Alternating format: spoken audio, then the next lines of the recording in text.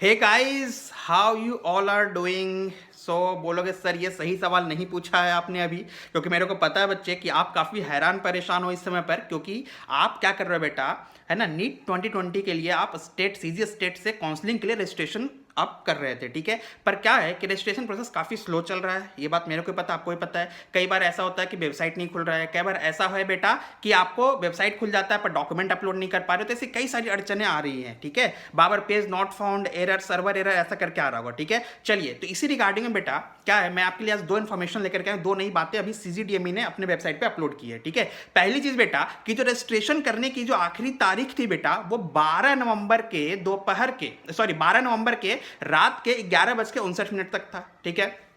तो अब वो डेट को एक्सटेंड कर दिया उन्होंने। अब बोला है कि अब आप रजिस्ट्रेशन 15 नवंबर को दोपहर 12 बजे तक कर सकते हो। आई रिपीट बेटा, अब आप रजिस्ट्रेशन 15 नवंबर को दोपहर 12 बजे तक कर सकते हो, ठीक है। पहली चीज अच्छी बात है कि आपका डेट जो है 3 दिन से बढ़ चुका है, पहले 12 था, अब 15 तारीख को दोपहर के 12 बजे तक है। क्लियर। चलिए, दूसरा पॉइंट यह है बेटा कि अब जो भी बच्चे रजिस्ट्रेशन कर रहे हैं, जो पहले नहीं किए थे उनकी बात कर रहा हूं, जो उन्होंने रजिस्ट्रेशन कर दिया वो तो कर दिया, ठीक है। जिन्होंने डॉक्यूमेंट अपलोड कर दिया वो तो कर दिया, अच्छी बात है।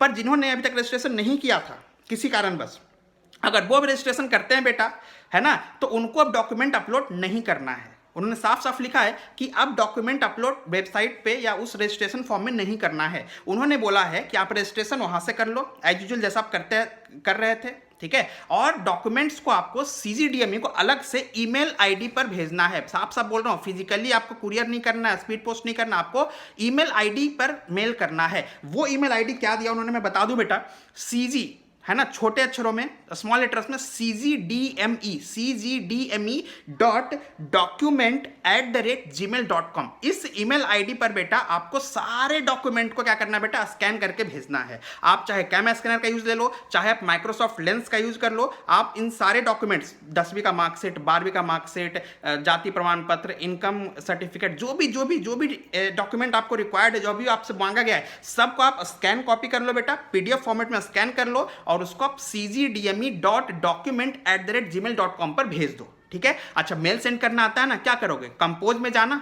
जीमेल खोले कंपोज में जाना, वहां पर आपको किसको भेजना है मेल, वो आप लिख देना cgdme.document@gmail.com। सब्जेक्ट में लिख देना बेटा documents regarding the CG MBBS BDS 2020 counselling.